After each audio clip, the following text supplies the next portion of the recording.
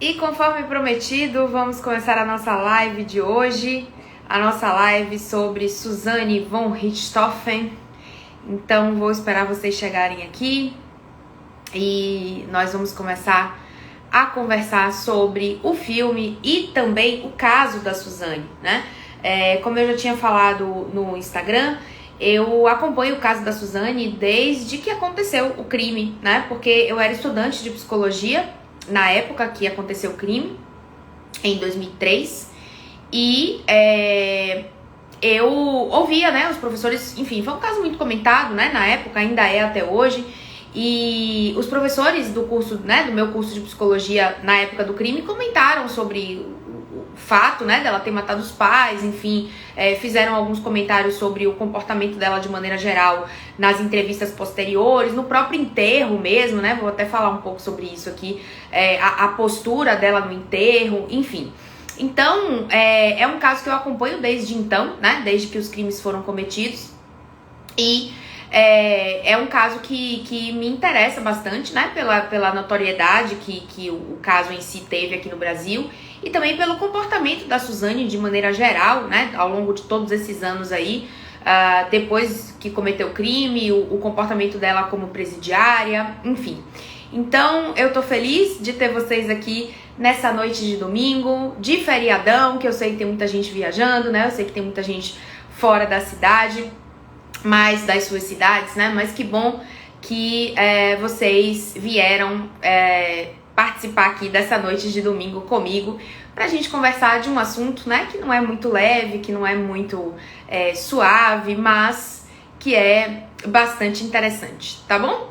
Bom, já me falaram aqui que tá tudo ok, com áudio, com vídeo, tudo certo, então eu vou fechar aqui os comentários e no finalzinho eu abro de novo, tá? Pra gente conversar aqui e bater um papinho. Bom, primeiro eu vou começar falando um pouco, né, a minha impressão sobre os dois filmes, né? São dois filmes, uma versão do Daniel e a outra versão da Susanne, tá? Eu até falei no Instagram, na época que os filmes foram lançados, para que quem fosse assistisse primeiro a versão da Susanne e... primeiro a versão... a primeira versão da Susanne e depois a versão do Daniel, tá? Porque a versão do Daniel é uma versão mais próxima, né, da realidade. E a versão da Susanne é uma versão bem mais fantasiosa, né? É a versão dela, na verdade, dos fatos. É uma versão que tá mais distante do que realmente ocorreu, tá? Então, se você ainda não assistiu, eu vou dar vários spoilers aqui, mas eu não considero, honestamente, que os spoilers, eles são significativos, né, pra o filme, porque, na verdade, a história é bem conhecida, né? Uma história real. Então, assim, todo mundo sabe o que aconteceu no final da história. Então, de todo modo, se você ainda não assistiu os filmes, eu sugiro que você assista primeiro o da Susanne, que é uma versão mais distante da realidade, né, como ela quis narrar os fatos, e depois a versão do Daniel, que é, de fato, uma versão mais próxima, né, do que realmente ocorreu, né, na vida da Susanne e no crime em si, tá bom?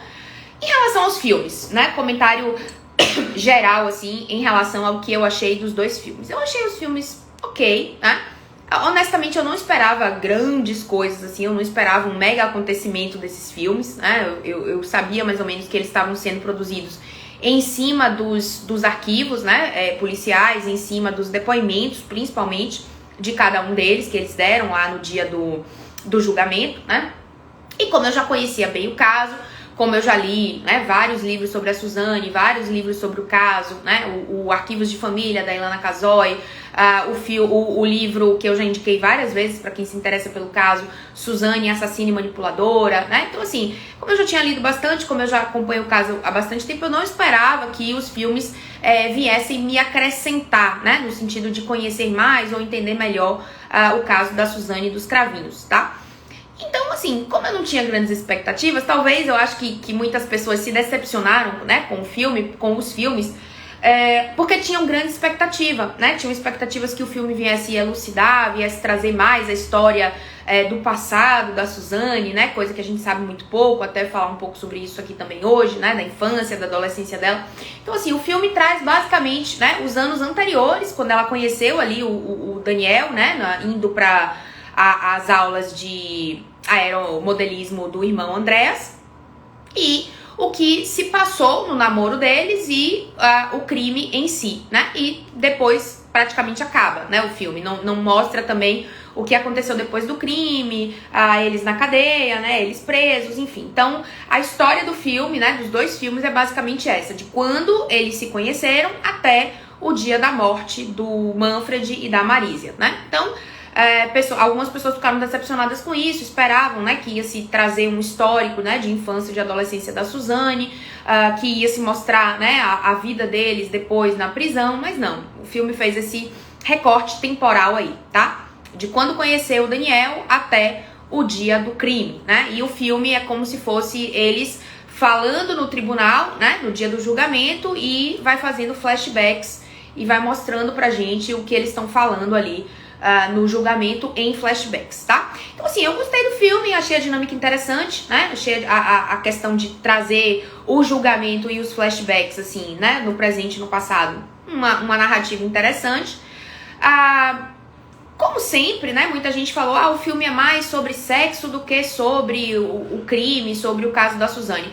Essa é uma tônica, né, dos filmes brasileiros. Eu acho que o cinema nacional acabou adotando aí. Eu não sou crítica de cinema, tá, gente? Então me perdoem se vocês discordarem de mim, é só a minha opinião, né? Eu acho que os filmes brasileiros, eles carregam muito a mão, né, em violência, em sexo, né? Mas enfim, é como o cinema, né, aqui do Brasil, de certo modo, se construiu. É a minha visão apenas, tá? Repito, não sou crítica de cinema, não sou especialista em arte, né? Então tô falando aqui só o que eu acho como cinéfila, né? Digamos assim, como uma pessoa que gosta de assistir filmes, que acompanha de maneira geral os filmes nacionais. Até já acompanhei mais, hoje tenho um pouco resistência, né? Com os filmes nacionais, acho que alguns são bem ruins nesse sentido, né? Então eu acompanho só quando realmente tem uma indicação ou quando é um caso assim que me interessa muito, como o da Suzane. Então achei o filme ok, né? Achei que o filme vai nessa tônica de filmes brasileiros de maneira geral, nessa coisa mais apelativa, digamos assim, né? Pra parte sexual. Achei que a Carla Dias fez muito bem, né? O papel da Suzane, achei ela muito boa. A gente basicamente vê duas Suzanes, né? Nos filmes, a gente vê a Suzane inocente, aquela mocinha indefesa, a mesma Suzane que a gente viu, né? No dia da entrevista do Fantástico, logo após, né? A prisão dela, né? Alisando um passarinho, sentada junto com um advogado, chorando muito, né? É a mesma Suzane que a gente vê no filme da versão dela, né? Que foi todo o tempo a versão que a Suzane tentou passar, né? Ela foi pro julgamento de fato com aquele terço na mão, né? Então ela sempre tentou passar pra mídia, pras pessoas, essa versão da Suzane indefesa, fraquinha, né? Uma menina sempre muito protegida pelos pais, muito bonita, loirinha, né? Então essa sempre foi a versão que a Suzane tentou passar. E a gente vê isso claramente, né? No filme, na versão, né, dela. E depois, quando a gente vai pro filme do Daniel, né? A gente vê uma outra pessoa. A gente vê uma Suzane assertiva, a gente vê uma Suzane segura, a gente vê uma Suzane que impõe a vontade dela pro Daniel, que diz o que ele tem que fazer, né? Que falta aula, que fuma maconha. Então, assim, a gente vê basicamente duas pessoas diferentes.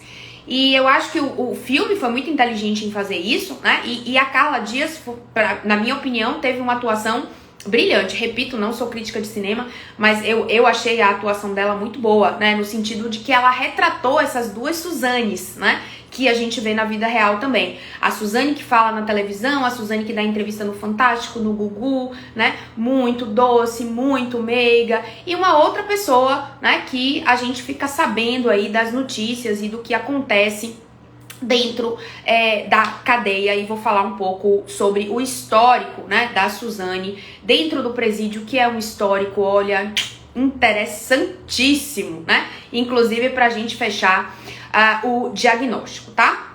Bom, então vamos lá.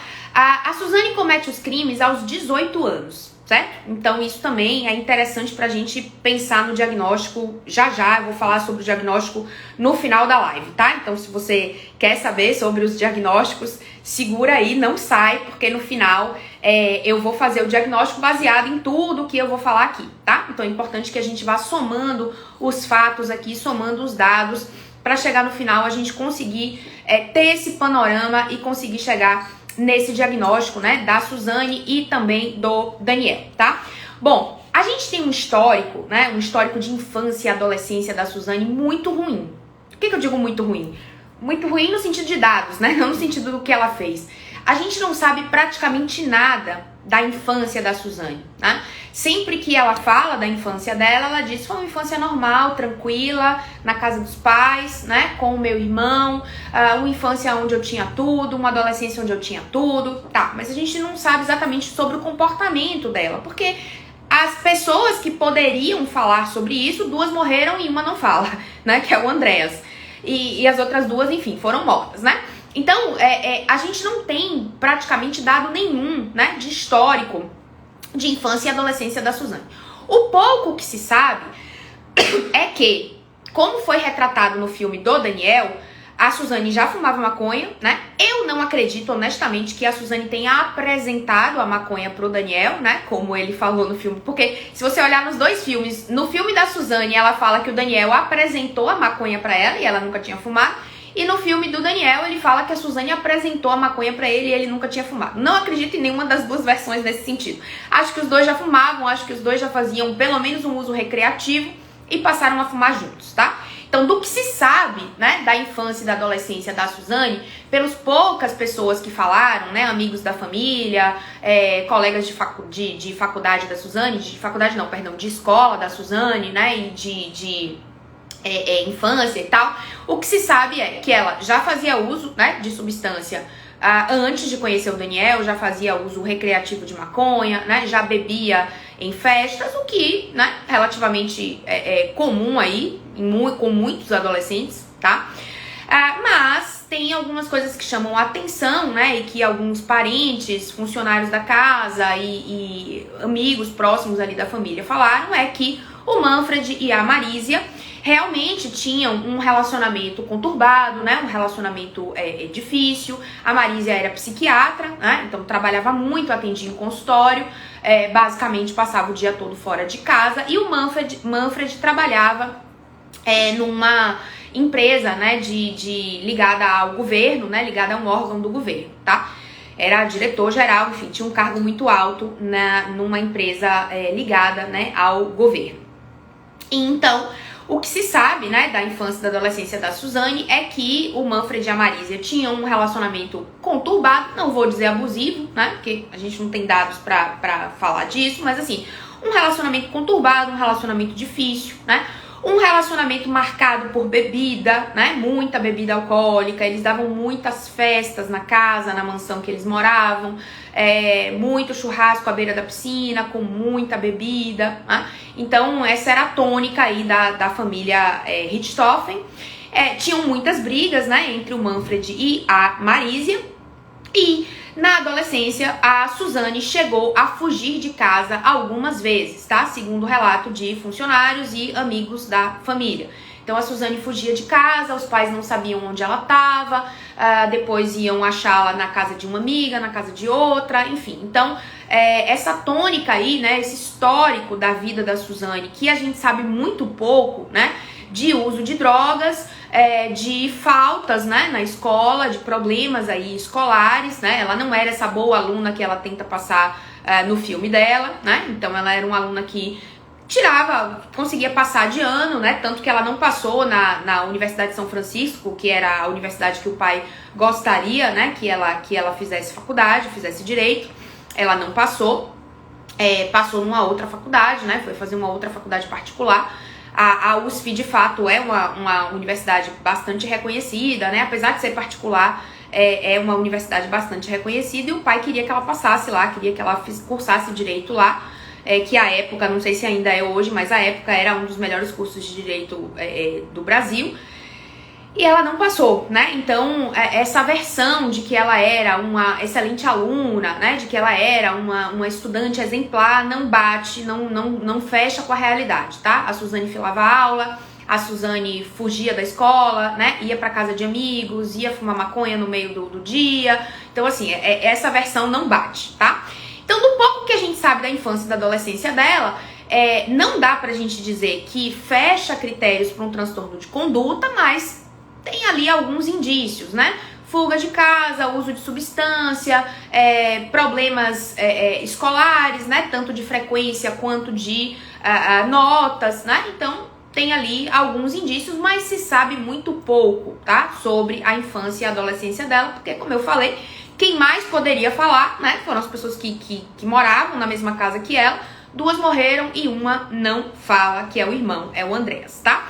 Então a gente sabe, né, do uso de substância da Suzane aí desde a adolescência. Isso se intensificou, né, com a convivência dela, né, com os irmãos cravinhos, tá? Tem o Daniel e tem o Christian. Vou falar um pouquinho sobre os dois, né? E ela também, né, já tinha um histórico de uso de outras substâncias, álcool, LSD, êxtase em festas, e tudo isso também se intensificou com a convivência com os cravinhos, tá? E aí vem esse ponto interessante, né, da história da Suzane, que é o envolvimento dela com os cravinhos, porque a Suzane, né, era uma menina de classe média alta, né, uma menina rica, morava numa mansão, né, na cidade de São Paulo, e o irmão dela, o irmão caçula, o Andreas, que era um menino tímido, que era um menino que tinha muita dificuldade de socialização, né, talvez até uma fobia social, não sei, mas muita dificuldade ali de socialização. Os pais, para tentar melhorar um pouco isso, né, entendendo a paixão dele por aviões, por aeromodelismo, procuraram então um professor para dar aula pro Andreas. E indicaram um professor que dava aula no Parque do Ibirapuera, que era o Daniel Cravinhos. Então, os pais foram, né? A Marisa levou o Andreas lá, né? E disse pra Suzane: olha, você vai ter que ir, porque nas próximas vezes quem vai levar o Andreas é você. Eu não posso ficar levando, eu tenho, né, que trabalhar, tenho um consultório, não posso ficar levando, então quem vai levar é você. A Suzane vai muito contrariada, né? Nesses primeiros momentos, assim, dessas aulas do Andreas, porque, enfim, era chato, né, ficar lá sentado 1 hora esperando o Andreas fazer aula de aeromodelismo. E aí, então, nessas aulas, ela conhece o Daniel, começa a se aproximar do Daniel, né, eles acabam saindo e começam um namoro. No início, os pais acharam ok o namoro, né, acharam, tudo bem, né. No livro, inclusive, da Suzane, né, o Assassino e Manipuladora, fala que no início houve até um pequeno incentivo dos pais, acharam bonitinho, né, o rapaz que dava aula pro Andreas está interessado pela Suzane e tal, mas depois eles perceberam, né, que a família Cravinhos era uma família diferente deles, né, era uma família que tinha uma condição social, financeira, inferior a deles, né, então, por exemplo, o pai, né, do Daniel e do Christian, ele dizia que ele era assessor, né, que ele era alguma coisa da justiça e tal, mas na verdade ele não era esse cargo todo alto que ele dizia ser, né, na verdade ele era tipo um escrivão, era um cargo assim mais simples, né, e o Manfred acabou descobrindo isso e achou isso muito ruim, né, achou isso que era uma mentira, que era uma falta de caráter dele, né, dizer que era uma coisa que não era, enfim. Então, desde o início ali desse relacionamento, né, o Manfred e a Marisa começaram a ficar preocupados, especialmente porque a Suzane, já que os pais não concordavam muito com o namoro, né, não eram muito entusiastas assim desse relacionamento, a Suzane então passou a ir muito para a casa dos Cravinhos. E lá ela conheceu o Christian, né, que é o irmão mais velho do Daniel e também envolvido no crime. A gente também sabe muito pouco sobre o Christian, mas o que se sabe é que ele já tinha passagem pela polícia. Nada da ordem de homicídio, né? Não, mas furtos, né? O furto maior que ele fez, que ele já tinha feito, foi o furto de uma moto, né? Então ele já tinha passagem pela polícia, né? Já tinha sido fichado, tinha acesso, né, a drogas, então ele meio que trazia essas drogas para dentro de casa, né? Era vou dizer que não era traficante, óbvio, né? Mas era uma pessoa que tinha esses contatos, né?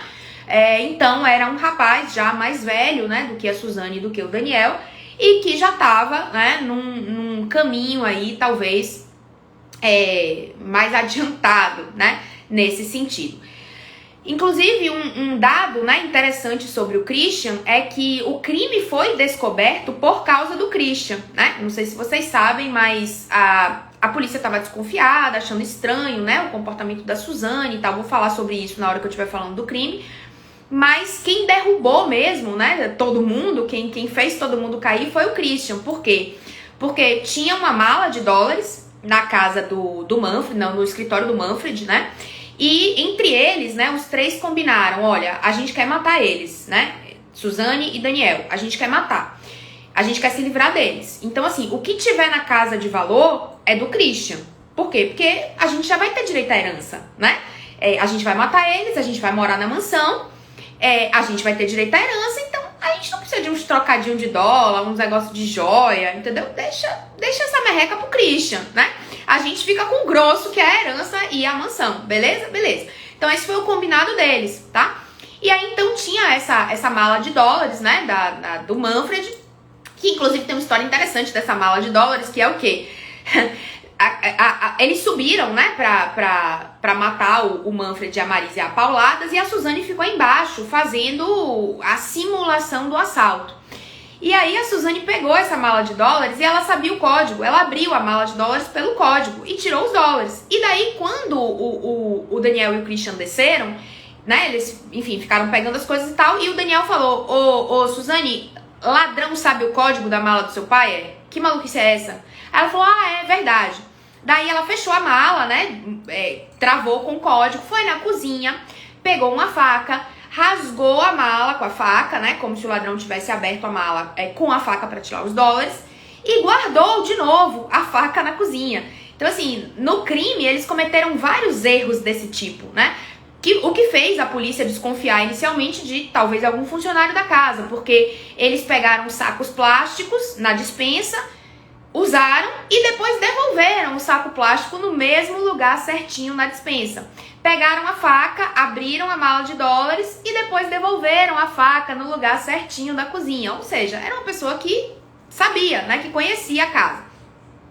Mas aí o Christian derrubou todo mundo, por quê? Porque o Christian ficou com esses dólares e 2 dias depois do crime, ele foi numa concessionária e comprou uma moto à vista, em dólares, dinheiro vivo, pagou à vista em dólares a moto, tudo certo, saiu com a moto, foi pra casa, ok. A imprensa noticiando sem parar o crime, né? Assassinato, assalto na mansão de São Paulo, psiquiatra e o homem ligado ao governo são mortos, papapá, e notícia, notícia, notícia. Os assaltantes levaram dólares em uma mala. E aí, o rapaz, o vendedor da loja, né, de motos, ligou pra polícia e falou, olha, eu tô acompanhando as notícias na televisão e vi que na casa que foi assaltada foram roubados dólares. E aconteceu um fato interessante essa semana na concessionária que eu trabalho. Um rapaz chegou lá e comprou uma moto à vista, em dólares. E isso me chamou atenção, porque é um fato extremamente incomum, né? Dentro da concessionária as pessoas vão lá e, enfim, né, ou pagam à vista, mas pagam em dinheiro, ou dinheiro real, né? Ou normalmente financiam, né? É muito raro até alguém pagar à vista e mais raro ainda alguém pagar em dólares. Então isso me chamou a atenção. Aí a polícia foi na concessionária, pegou o nome, né? O nome era Christian Cravinhos. Chama Christian Cravinhos pra dar um depoimento. Apertaram ele e aí ele derrubou todo mundo, né? Derrubou a Suzane e derrubou também o Daniel, tá? Bom, então falando sobre o crime em si, né? A Suzane, né, ela tinha problemas com os pais e já não era daquele tempo, né? Esses problemas já vinham desde a adolescência, quando ela tinha já feito diversas fugas, né, de casa, ia para casa de amigas, dormia, né, na casa de amigas, queria sair dali daquele ambiente da casa dos pais, porque era um ambiente onde ela era, de fato, né, muito protegida, mas também ao mesmo tempo era um ambiente onde tinham muitas brigas, muita confusão, e a Suzane então queria sair daquilo, tá? Então não era de hoje que a Suzane tinha problema com os pais, mas esses problemas se agravaram muito com a negativa, né, digamos assim, dos pais da Suzane em relação ao namoro dela com o Daniel, tá? E aí, então, ela e o Daniel, né? Ele disse que foi ideia dela, ela disse que foi ideia dele, né? Traçaram, então, esse plano, né? Pra matar o Manfred e a Marisia a pauladas, né? Aquela história de que a Suzane, né, disse pro Daniel que o Manfred abusava sexualmente dela, né? Tudo indica que sim. Parece que ela realmente disse isso pra ajudar o Daniel a tomar a decisão de matar, certo? Isso faz a gente pensar que talvez essa ideia tenha inicialmente partido da Suzane, tá? Ainda que o Daniel, sei lá, possa ter concordado no início, né? Possa ter aceitado essa ideia, mas a princípio, pelos dados que a gente tem, parece que essa ideia surgiu a princípio da própria Suzane, tá? E essa história, né, de que o Manfred teria abusado dela sexualmente, não é uma história verdadeira, não é uma história que procede, né? Ela própria reafirmou que isso nunca aconteceu.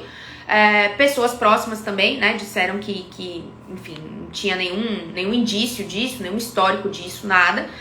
E a Suzane, no próprio julgamento, negou isso, né? Porque também ela tinha um interesse para negar isso. Ela queria dizer, né, que o Daniel inventou essa história para justificar o fato dele ter matado, mas que ela própria não teria nenhuma razão para matar os pais, entende? Que isso teria sido uma ideia única e exclusiva do Daniel, porque a vida dela com os pais na mansão era muito boa, tá? Quando na verdade a gente tem um histórico e sabe que não era, né? Ela não tinha essa vida toda boa, né? E não vivia bem feliz na mansão como ela quis afirmar depois do crime, tá?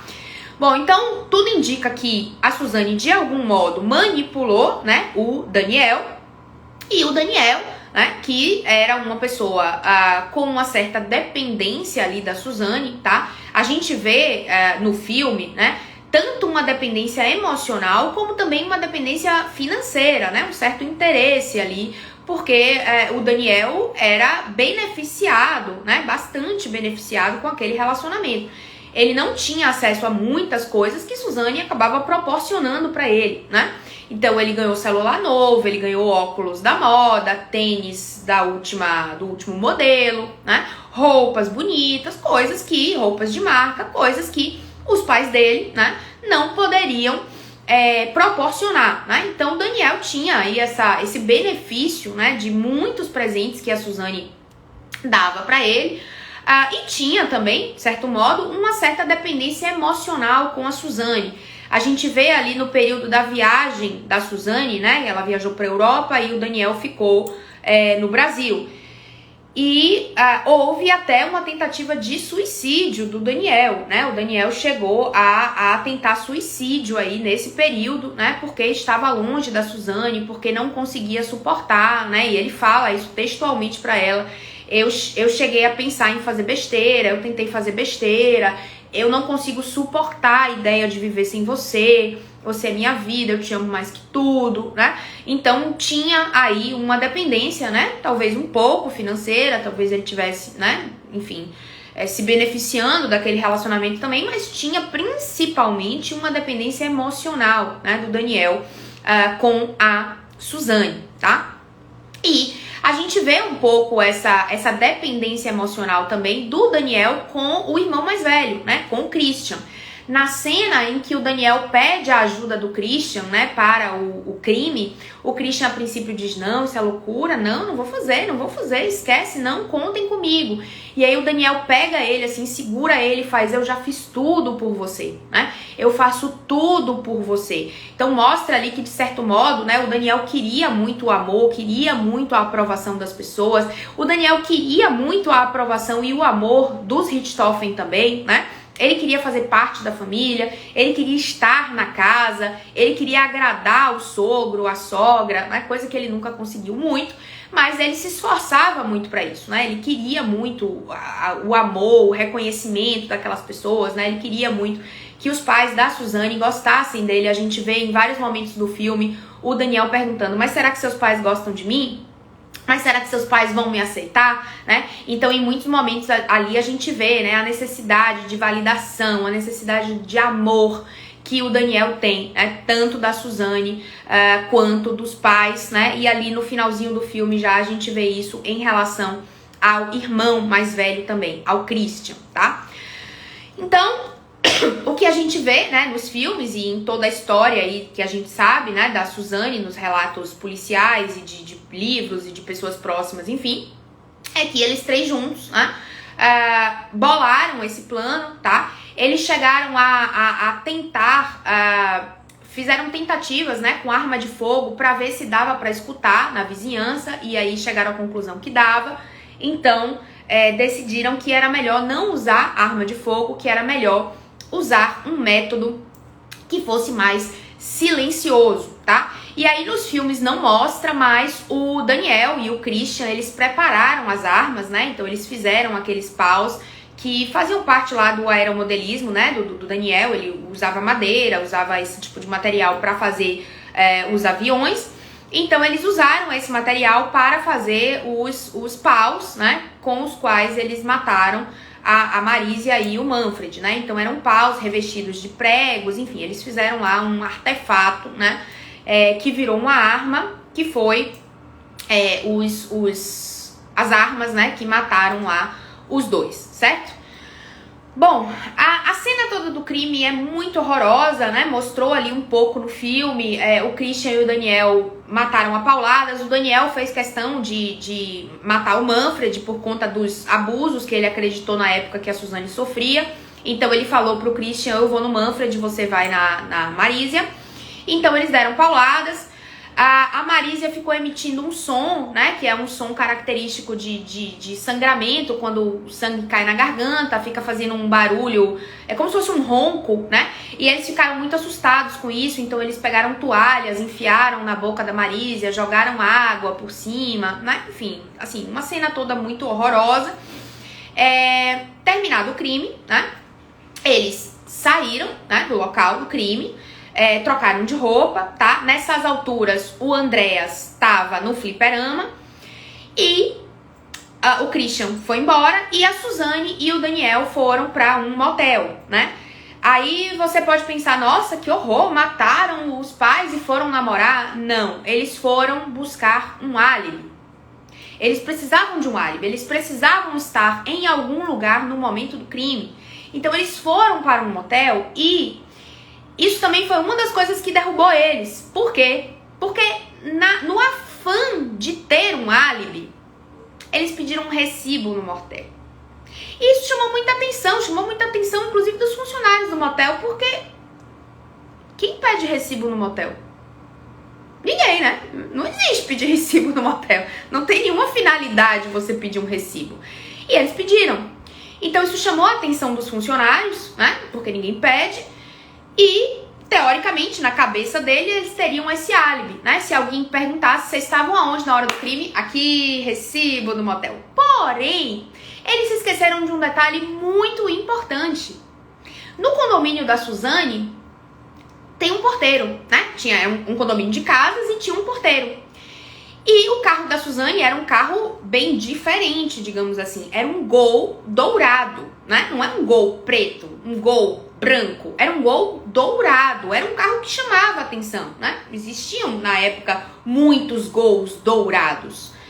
E o porteiro viu a hora que o carro entrou no condomínio e a hora que o carro saiu do condomínio. E ele decorou a hora que o carro entrou e saiu porque estava passando o jogo de futebol. E ele falou, não, estava no segundo tempo do jogo, então devia ser mais ou menos 9h30 da noite. Tá claro? Beleza, então era mais ou menos a hora que os legistas estipularam que foi a hora da morte da Marisia e do Manfred. Então eles tinham um recibo de motel, de fato, o que já era muito estranho, mas tinha o relato do porteiro, né, da entrada e da saída do carro da Suzane do condomínio, bem no horário que era o horário estimado da morte do Manfred e da Marisia.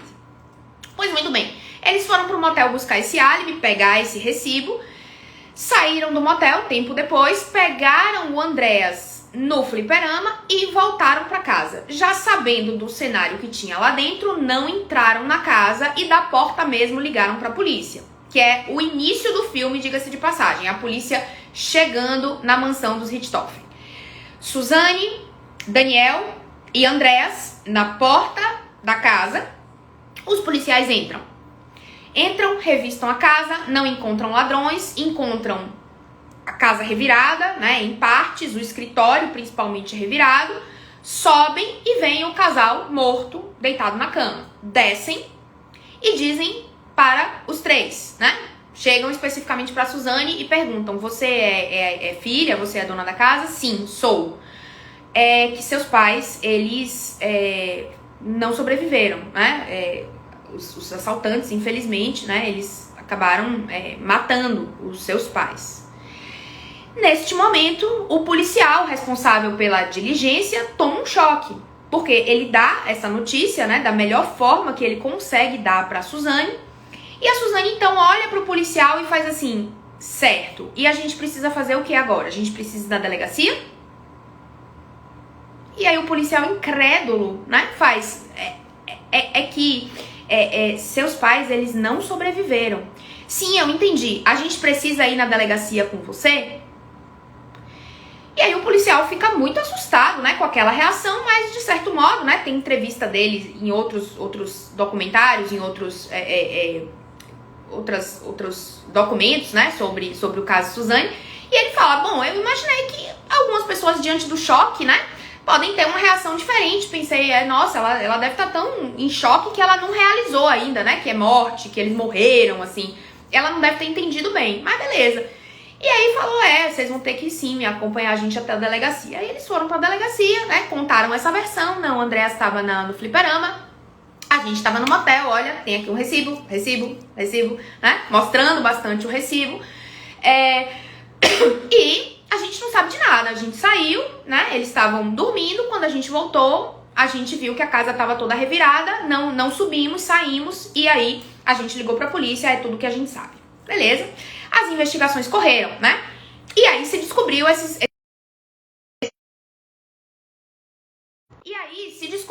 detalhes. Voltou. Descobriu-se esses detalhes, né, que eu acabei de falar. Tipo, uma faca foi retirada da cozinha, foi cortada a mala e a faca foi recolocada exatamente no mesmo lugar. Sacos plásticos foram utilizados na despensa, foram retirados, né, foram utilizados para colocar as toalhas, para colocar as coisas, e foram recolocados exatamente no mesmo lugar. Então, a Suzane foi chamada novamente para depor, né, porque quem poderia ser, né, dali da casa, que teria alguma coisa contra o Manfred, alguma coisa contra a Marisia, que podia ter feito isso, porque pra polícia já estava claro que era alguém de dentro da casa, era alguém que conhecia a dinâmica da casa. Sabia onde estava a faca, sabia onde estava saco plástico, sabia onde estava a toalha, né? Então era uma pessoa que transitava por ali. O quarto do Manfred e da Marisia também não estava revirado, mas a caixinha de joias foi retirada. Então era uma pessoa que conhecia a casa, sabia onde estavam as joias, sabia onde estava a faca, sabia onde estava tudo. Beleza?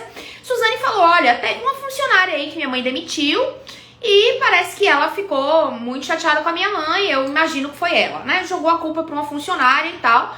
Pois bem, né, as investigações continuaram até que aconteceu aí o fato da compra, né, da moto do Christian em dólares, né, em dinheiro vivo, à vista. E aí então o Christian caiu e junto com o Christian, ele não caiu sozinho, ele derrubou todo mundo, tá? Então foi presa a Suzane, foi preso o Christian e foi preso o Daniel, tá? Outro dado interessante sobre a Suzane, assim, pra gente somar, né, é o dia do enterro dos pais, onde até então não se sabia, né, do envolvimento dela com o crime, ou pelo menos não tinha vindo a público, né, a polícia poderia estar até desconfiado, tratando ela como suspeita, mas até o momento ela era a órfã do casal Richthofen, né, junto com o Andreas. E a Suzane vai, né, para o enterro dos pais de uma maneira bem interessante, assim. Tudo bem, ela era adolescente, né, tinha 18 anos, talvez não tivesse tido ninguém ali para orientá-la, né, naquele momento, mas ela vai com uma blusinha muito curta e uma calça bem cintura baixa, né, ela tinha um corpo muito bonito, magrinha, né, enfim, um corpo ali que na época era considerado o padrão de beleza, né? Então ela vai com essa calça de cintura muitíssimo baixa e uma blusinha, né, bem curtinha, né, que na época se chamava baby look, aquelas blusinhas que ficavam aqui, né, logo abaixo aqui do seio, né? Então ela vai com essa blusinha bem curtinha, preta, uma calça preta de cintura baixíssima, né, e chorando muito, muito desolada no enterro dos pais, tanto que isso foi usado, né, depois que se soube do envolvimento dela com o crime. Isso foi usado, né, muito, essas imagens aí da Suzane desolada, chorando em cima do caixão do pai e da mãe, com aquela roupinha bastante incomum para um enterro, né, e chorando muito, tá? Bom, então se descobre, né, o envolvimento da Suzane com o crime, e aí a Suzane vira, então, a Suzane presidiária, tá? A gente já sabe que ela estava envolvida, a gente já sabe que ela ajudou, a gente já sabe que talvez ela tenha, inclusive, arquitetado, idealizado todo o crime. Então, a gente passa, né, para um momento não mais Suzane moça rica, né, menina de classe média alta, e a gente passa, então, para a versão Suzane presidiária. Então, aos 18 anos, a Suzane é presa. A gente sabe que é aos 18 anos, né, que a gente fecha diagnóstico de transtorno de personalidade, especialmente o transtorno de personalidade antissocial, né, que é quando esses comportamentos antissociais, eles tendem a se intensificar. E aí, então, a Suzane, né, completa aí seus 18 anos e vai presa. Na penitenciária, a Suzane já chega se envolvendo com um promotor, tá? Então, o promotor do caso, né, a Suzane, ela não tinha advogados, né, ela a família, obviamente, né, o Andréas foi morar com um tio, e esse tio, né, que, se eu não me engano, era irmão da Marísia, eu acho, ou era irmão do Manfred, não sei, posso estar equivocada, mas era irmão de um dos pais.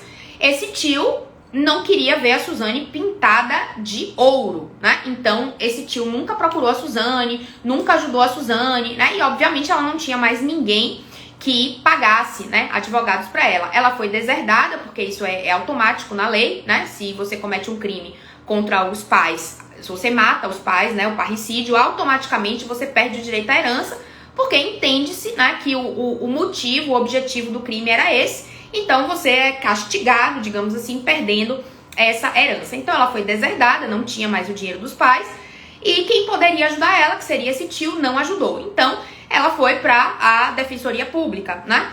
E então ela teve um envolvimento com esse promotor, com esse defensor, né? E ela se envolveu afetivamente com ele, né? Ela manipulou, ela seduziu, né? Tem inclusive um relato no livro, naquele livro Suzane, Assassina e Manipuladora, que fala que em um determinado momento ela ficou sozinha na sala com ele e ela se insinuou de fato, né, para esse promotor. O fato ela queria, né, que esse promotor conseguisse aí algum benefício para ela, né, conseguisse alguma facilidade para ela, né, conseguisse que, sei lá, ela guardasse o julgamento em liberdade, talvez, conseguisse algum benefício para Suzane, tá?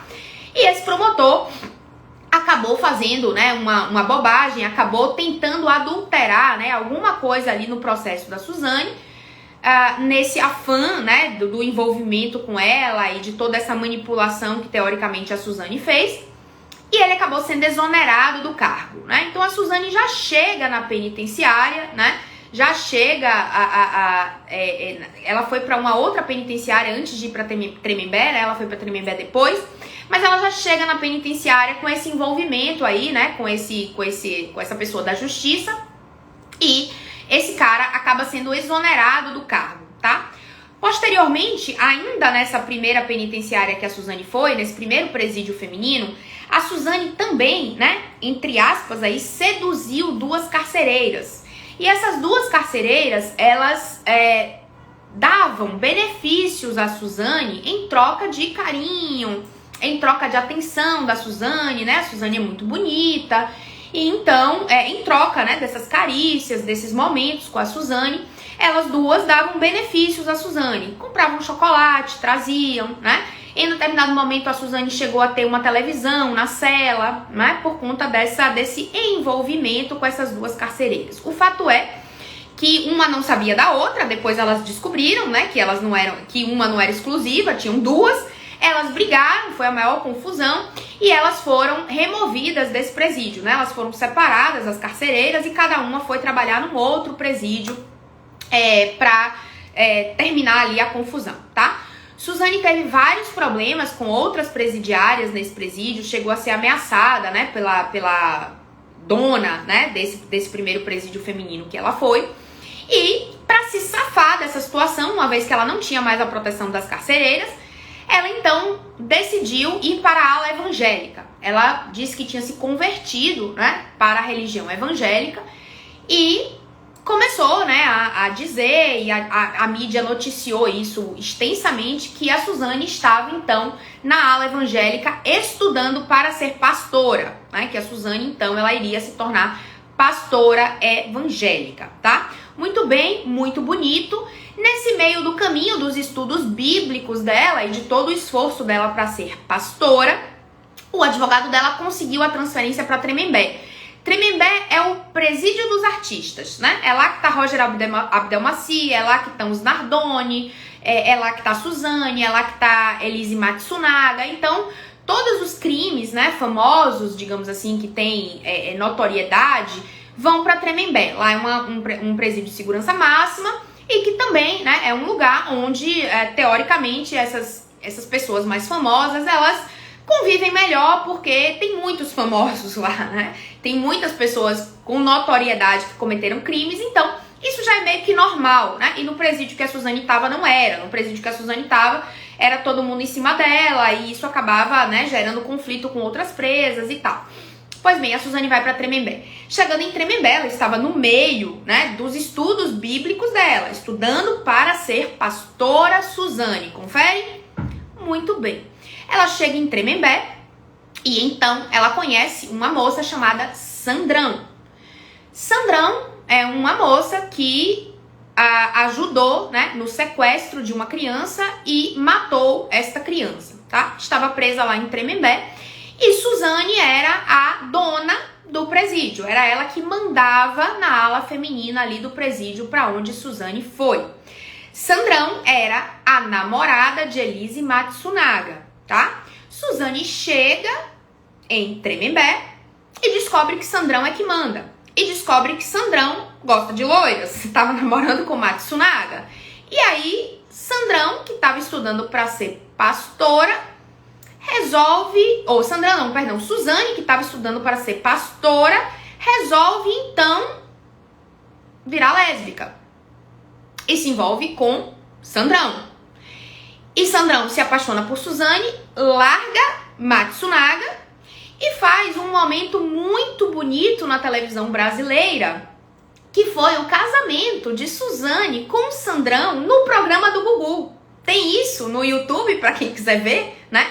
O Gugu vai até Tremembé e faz o casamento delas duas, né? Cena linda da televisão brasileira, muito instrutiva.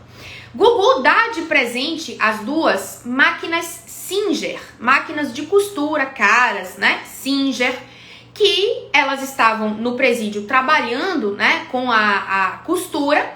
Então Gugu dá essas duas máquinas, não sei se foram duas não, foram algumas máquinas de costura para elas, para que quando elas saíssem do presídio, né, quando elas, enfim, pudessem ter a liberdade delas, elas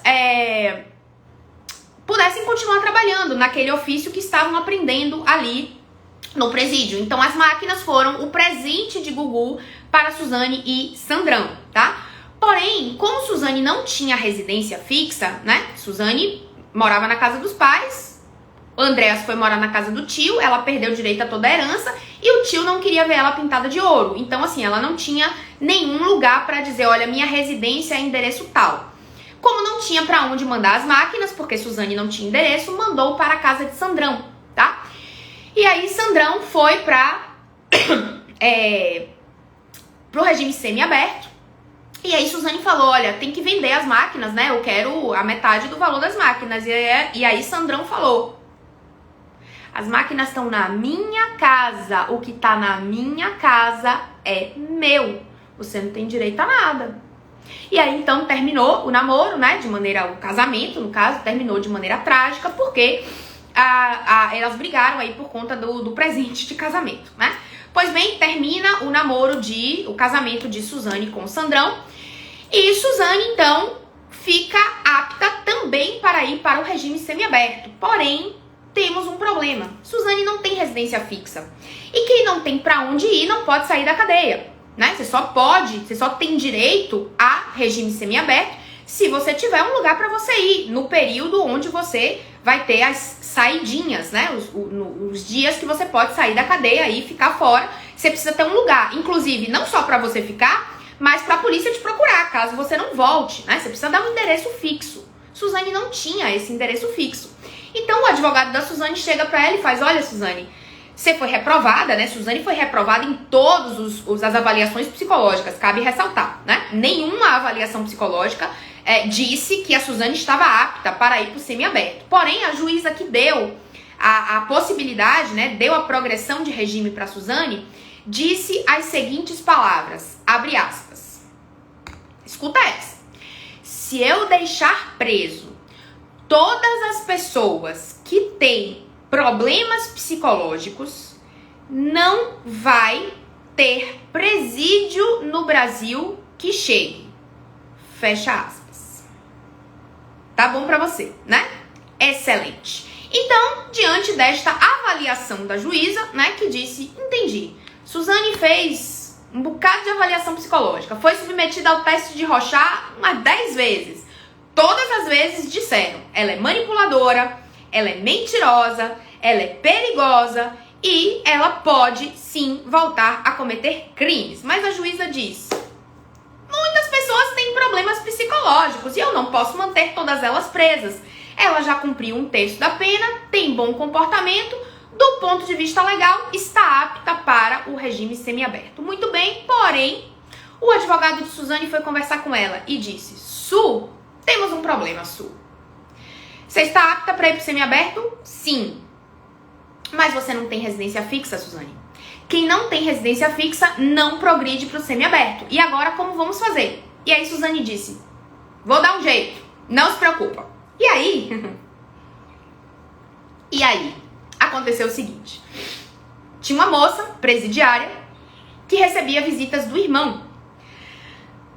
E a Suzane olhou pro irmão e falou, olha, interessante. Chamou essa moça presidiária e falou assim, olha, hoje, quando seu irmão vier te visitar, na visita de hoje, entrega essa foto minha pra ele. E aí entregou uma foto dela com os seguintes dizeres atrás. Você é assim, um sonho pra mim. E quando eu não me deito, eu penso em você desde o amanhecer. Não, quando eu não te vejo, eu penso em você desde o amanhecer até quando eu me deito. Tribalistas, exatamente. Então a Suzane fez, né, colocou esse poema atrás, um poema original, né? Quase ninguém nunca usou esse poema. Ela pegou esse poema original, essa declaração, atrás de uma foto dela e pediu para a colega entregar para o irmão que ia lá no presídio fazer as visitas. O irmão recebeu a foto, foi lá, conversou com Suzane, deu um beijo em Suzane. Maravilha? Maravilha. No dia seguinte, Suzane pediu o endereço da casa da moça e deu o endereço da casa da moça, no caso, que era o endereço do irmão, como a residência fixa dela. Foi. Exatamente. Assim. E aí, então, ela pôde progredir para o semiaberto e ela, inclusive, está com esse rapaz até hoje, né? O rapaz é irmão de uma presidiária e quando ela vai, né, quando ela tem direito às saidinhas, ela fica na casa da família, né, desse rapaz que atualmente se diz, né, ela diz que é o namorado dela, tá? Então esse é o histórico da Suzane presidiária, né? Um histórico aí de muita mentira, de muita manipulação, de muito... eu vou pra onde é interessante pra mim, né? É interessante agora me envolver com as carcereiras, agora já não é mais. Então agora eu vou me envolver com o promotor, agora já mais não. Agora eu vou ser pastora evangélica, não, agora mais não. Agora é melhor eu ser lésbica pra casar com a dona do presídio, né? Aí agora já mais não, agora é melhor eu arranjar aqui um namorado que me dê aqui uma residência fixa, né? E eu volte a ser boa moça. Então... durante todos esses anos, né, que a Suzane ficou presa, a gente vê aí um movimento dela, né, de caminhar para onde é mais interessante. Agora é mais interessante aqui, agora eu vou para aqui, agora é o oposto, né? Eu queria ser pastora, agora eu tô me relacionando com uma mulher, vai de um extremo pro outro para fazer o que interessa, para fazer o que traz benefício para ela, né? Então a Suzane, ao longo de todas essas avaliações psicológicas que ela fez, ao longo de todo esse percurso, né, na prisão, fica muito claro pra gente, né, um comportamento de manipulação da Suzane, um comportamento de uso das pessoas, né, para benefício próprio. Então, talvez ela tenha usado o Daniel, né, para cometer o crime. Ela usou o promotor para conseguir o que ela queria, ela usou as carcereiras para conseguir o que ela queria, né? Ela usou a boa fé, né, dos colegas evangélicos lá, dizendo que queria estudar para ser pastora. Depois ela, vou dizer que ela usou o Sandrão, né? Mas assim, enfim, de alguma maneira ela se relacionou com o Sandrão também por interesse, para ser protegida, né, na cadeia. Depois ela usou esse rapaz, né, que ela mal conhecia, colocando o nome e o endereço dele como residência fixa. Então a Suzane, ela vai, né, o tempo todo nesse movimento. Hoje a gente tem uma Suzane universitária, né? Hoje a Suzane foi liberada, passou aí, obteve nota no Enem e está cursando biomedicina na faculdade Anhanguera. Essa semana Suzane foi notícia de novo, né? Por conta teoricamente, da fama, do estrelato, né, que a Suzane está tendo na universidade. E aí muitas pessoas me perguntaram, né, eu falei, vou falar sobre isso na live, o que eu acho disso? Na verdade, eu acho que o mundo está ao contrário e ninguém reparou, né? Assim, a faculdade não é responsável, gente, pelo comportamento dos alunos, né? Então, se a Suzane chega na universidade e os alunos querem tirar foto com ela, querem pedir autógrafo a ela, né? Querem dar presentes a ela, assim, a universidade, de fato, eu concordo, eles emitiram uma nota pública, né? Dizendo que eles tratam todos os alunos igualmente, né? E que a Suzane tem feito as provas, né? De maneira remota, no presídio, como o MEC pressupõe, né? E que ela está sendo tratada como qualquer outro aluno. Então, assim, eu concordo que a universidade não tem responsabilidade sobre a maluquice dos outros alunos, né, que querem pedir foto e autógrafo com Suzane, né? Assim, ela não é atriz do filme, né? Por causa dos filmes as pessoas querem autógrafo e foto com ela. Não, a atriz do filme é Carla Dias. Se as pessoas quisessem foto, né, e autógrafo da Carla Dias, eu ia entender. Agora, assim, a Suzane, ela é a criminosa, né? Não a atriz do filme. Então, assim, o mundo está ao contrário, né? Eu assim, sou totalmente de acordo, né, com a faculdade não tem o que fazer. Se as pessoas, elas querem dar cartaz, se elas acham bonito, se elas querem tirar foto, né, com uma assassina, com uma criminosa, o que a faculdade vai fazer? Ela é uma aluna como outra qualquer, né? Ela frequenta a faculdade como qualquer outra pessoa. Então, assim, em relação a esse comportamento, né, das pessoas com Suzane atualmente, né, com a Suzane universitária, eu acho lamentável, né? Eu acho que realmente, assim, tem alguma coisa muito errada, né? Na forma como a gente encara as coisas e na forma como o mundo, né, tá sendo, enfim, conduzido aí. A gente tem claramente um problema, né? A partir do momento em que uma presidiária criminosa que matou o pai e a mãe a pauladas é ovacionada na faculdade como se fosse uma atriz, né? Como se fosse uma pessoa famosa, né? Diz que teve professor até que falou, olha só quem está aqui. Oi? Né? Então, assim, o mundo tá ao contrário, sem sombra de dúvidas, né? Mas, assim, a princípio também, quer a gente concorde, quer a gente não concorde, a Suzane não tá fazendo nada errado, tá? Ela está em liberdade, está incondicional, né? Está no regime semiaberto, ela tem esse direito perante a lei. Esse direito foi adquirido por ela ter cumprido parte da pena, por ela ter bom comportamento, apesar de reprovada, né, na avaliação psicológica, mas a avaliação psicológica, infelizmente, não é determinante, né, para saber se o indivíduo vai para progressão de regime ou não. Essa decisão cabe ao juiz. A avaliação psicológica é só um ponto a mais que o juiz vai analisar, né? A avaliação psicológica e a avaliação criminológica, que é o comportamento do preso no presídio, que é o tempo que ele já tem de pena, né? Então, tudo isso somado vai dizer se pode ou não progredir de regime, tá? Então, assim, a Suzane não tá fazendo nada errado, né? Ela tem o direito de ir pra faculdade.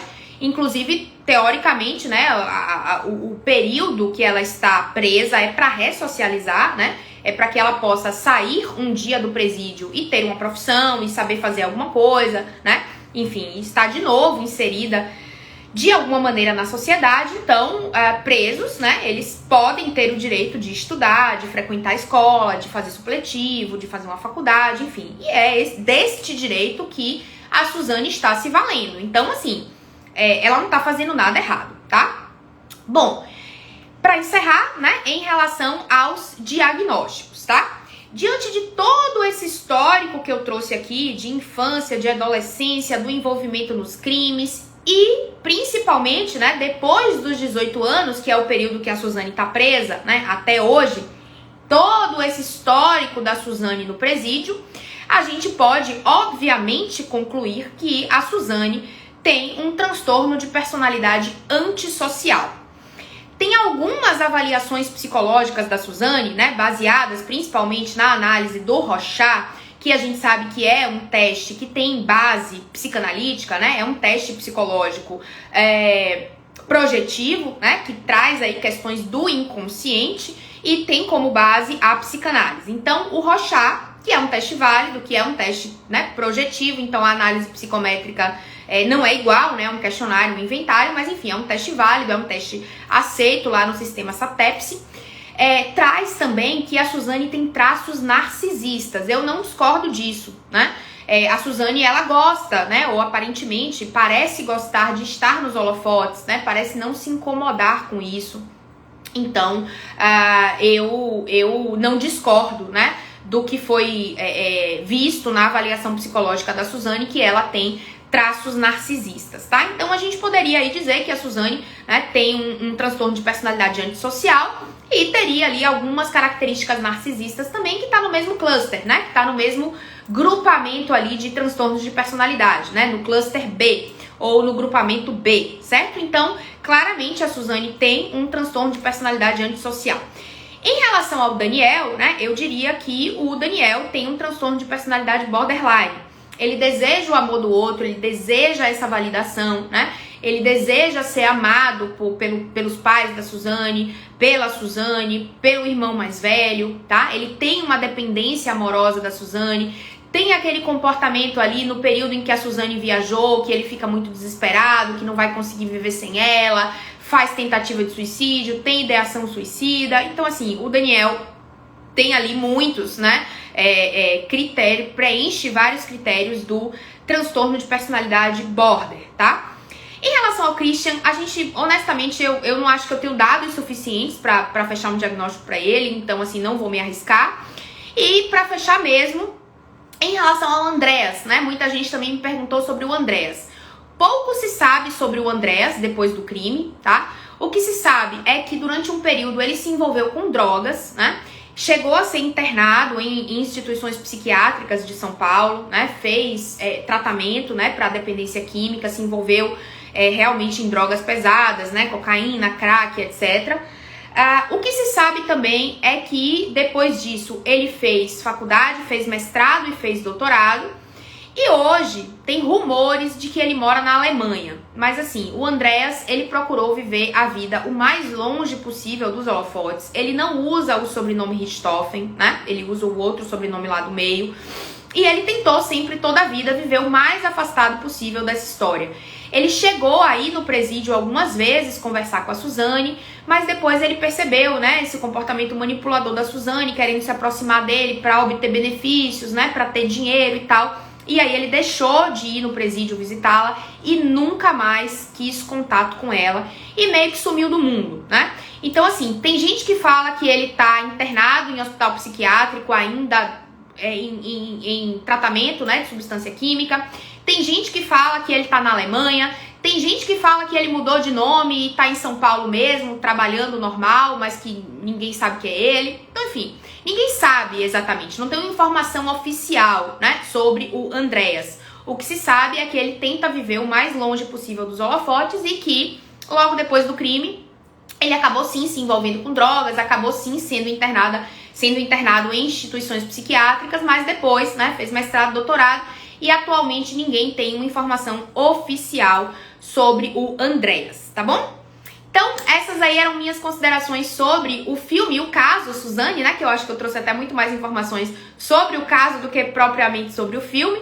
E pra mim, os diagnósticos da Suzane é transtorno de personalidade antissocial e do Daniel, transtorno de personalidade borderline, tá bom?